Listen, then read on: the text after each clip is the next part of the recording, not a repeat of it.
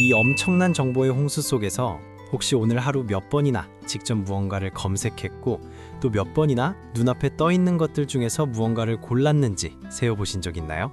우린 저마다의 확고한 취향에 따라 소비한다고 믿지만 만약 지금 이 순간에도 보이지 않는 손이 우리의 선택을 슬쩍 이끌고 있다면 어떨까요? 어쩌면 우리는 자신도 모르게 스스로 선택하는 법을 잊어가고 있는 건지도 모릅니다. 오늘날 우리가 하는 소비의 무게중심이 내가 직접 찾는 것에서 알고리즘이 골라주는 것으로 빠르게 옮겨가고 있습니다. 과거의 소비자가 원하는 물건을 찾기 위해 온 동네를 뒤지던 탐정이었다면 요즘 소비자는 AI라는 최고의 셰프가 차려놓은 근사한 코스 요리 앞에서 메뉴를 고르는 미식가에 가깝죠. 이건 단순히 쇼핑이 좀 편해졌다는 차원의 얘기가 아닙니다. 우리의 취향과 욕망, 심지어는 정체성까지 AI에 의해 새롭게 만들어지고 있다는 강력한 신호일 수 있거든요. 그래서 오늘 우리가 던져야 할 진짜 질문은 바로 이겁니다. AI 시대, 소비의 주인공은 과연 인간일까요? 아니면 알고리즘일까요? 불과 몇 년 사이에 우리가 쇼핑하는 방식이 정말 완전히 달라졌어요. 그 가운데에는 바로 인공지능, AI가 있습니다. 이제 소비는 단순히 물건 하나를 사는 거래가 아니라 AI가 추천하고 가상현실로 먼저 체험해보고 라이브 방송으로 소통하고 구독을 통해 관계를 맺는 하나의 긴 경험으로 바뀌고 있습니다. 이 거대한 변화의 첫 번째 특징은 바로 추천 소비의 시대가 열렸다는 겁니다. 우리가 넷플릭스나 유튜브, 스포티파이에서 이미 경험했듯이 이제는 쇼핑의 세계에서도 알고리즘의 힘이 절대적입니다. 실제로 아마존 같은 거대 쇼핑 플랫폼 매출의 상당 부분이 추천 알고리즘을 통해 발생하는 것으로 알려져 있고 국내에서도 네이버 쇼핑 같은 플랫폼이 AI를 통해 사용자가 관심 가질 만한 상품을 높은 정확도로 예측해 보여주고 있습니다. 이게 어떻게 가능하냐고요? 바로 우리가 온라인에 남기는 수많은 디지털 발자국, 즉 데이터 덕분입니다. AI는 우리의 구매 내역, 검색 기록, 페이지에 머문 시간, 심지어 마우스의 미세한 움직임까지 분석해서 나라는 사람의 취향을 디테일하게 학습합니다. 그리고 그 결과를 바탕으로 우리가 좋아할 만한 것들을 쉴 새 없이 눈앞에 보여주죠. 덕분에 우리는 무한한 선택지 앞에서 뭘 골라야 할지 고민하는 선택의 피로를 줄이고 원하는 물건을 찾는 시간을 아낄 수 있게 됐습니다. 실제로 많은 소비자들이 AI 추천 덕분에 구매 결정이 더 쉬워졌다고 이야기합니다. 하지만 바로 이 지점에서 포스트 휴먼 소비자라는 흥미로운 개념이 등장합니다. 과거처럼 나의 뚜렷한 의지와 취향으로 상품을 고르던 주체적인 소비자에서 이제는 알고리즘이 제시하는 선택지 안에서 결정하는, 즉 기술과 함께 의사결정을 내리는 새로운 존재로 변해가고 있다는 뜻이죠. 지금 내가 장바구니에 담은 이 상품, 이게 정말 내가 원했던 걸까요? 아니면 알고리즘이 원하도록 만든 걸까요? 그 경계가 점점 희미해지는 시대. 우리는 내가 고른다고 생각하지만 사실은 알고리즘이 아주 정교하게 짜놓은 메뉴판 안에서만 움직이고 있는 건 아닐까요? 이런 변화는 쇼핑과 컨텐츠의 경계를 허무는 새로운 놀이도 만들어냈습니다. 바로 라이브 커머스입니다. 인스타그램이나 틱톡 피드를 넘기다가 인플루언서가 소개하는 제품에 혹해서 나도 모르게 구매하기 버튼을 눌러본 경험, 이제는 꽤 익숙하죠?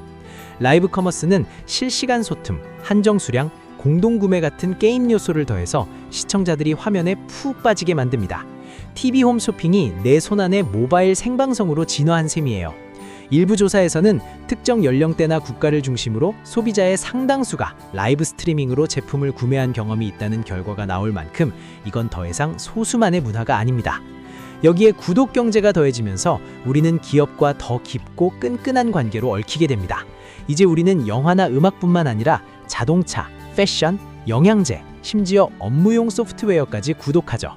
소유보다는 경험을 중시하고 적은 비용으로 다양한 선택을 즐기려는 소비 심리가 만들어낸 트렌드입니다. 그리고 AI는 이 구독 모델 안에서 우리의 사용 패턴을 분석해 딱 맞는 상품을 추천하고 혹시나 해지할 것 같은 고객을 미리 예측해 혜택을 주는 식으로 우리가 계속 연결되어 있도록 관리하는 역할을 톡톡히 하고 있습니다. 온라인과 오프라인의 경계도 빠르게 무너지고 있어요. 증강현실 기술 덕분에 내 방의 가구를 가상으로 놓아보거나 내 얼굴에 화장품을 미리 발라보는 게 가능해졌죠. 온라인 쇼핑의 가장 큰 약점이었던 체험의 부족을 해결해주니 구매 전환율이 높아지는 건 당연한 결과입니다. 반대로 오프라인 매장은 점점 더 디지털 공간처럼 변해가고 있어요. 매장에서는 제품을 직접 만져보고 직원과 대화하지만 실제 결제와 배송은 앱으로 끝내는 피지털 경험이 점점 더 많아지고 있죠. 그리고 마침내 우리는 AI와 직접 대화하며 쇼핑하는 시대를 문을 열었습니다.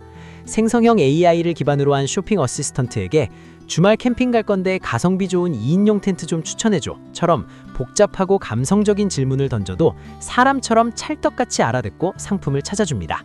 이미 많은 조사에서 AI가 제안한 제품을 구매한 경험이 있다는 응답이 과반을 넘어서고 있고, 이 비율은 특히 젊은 세대에서 빠르게 높아지고 있죠. 전통적인 상담창에 키워드를 입력하던 시대가 저물고 AI 비서에게 말을 거는 시대가 성큼 다가온 겁니다. 그렇다면 이 거대한 기술의 파도를 모든 세대가 똑같이 느끼고 있을까요? 그럴 리가 없죠. 기술은 각 세대가 가진 고유한 가치관과 욕망을 비추는 거물과도 같아서 세대별로 아주 다른 모습을 보여줍니다. 먼저 디지털 세상에서 나고 자란 Z세대와 알파세대를 볼까요? 이들에게 AI 추천은 나를 감시하는 빅브라더가 아니라 내 취향을 나보다 더 잘 아는 절친 같은 존재입니다. 이들은 틱톡이나 유튜브 숏폼에서 유행하는 밈을 따라 제품을 사고 라이브 커머스에서 진행자와 실시간으로 채팅하며 지금 이 순간에만 가능한 경험 자체를 즐깁니다. 이 세대에게 쇼핑은 단순히 물건을 사는 행위를 넘어 자신의 개성을 표현하고 세상과 소통하는 컨텐츠 놀이에 가깝죠. 그래서 브랜드의 이름값보다는 그게 얼마나 재미있는지, 나다운지가 훨씬 더 중요한 선택 기준이 됩니다. 실제로 Z세대와 밀레니얼 세대는 생성형 AI 쇼핑 도우미 같은 새로운 기술에 가장 개방적인 태도를 보여주며 그 사용률이 빠르게 늘고 있습니다. 그 바로 위, 밀레니얼 세대는 어떨까요?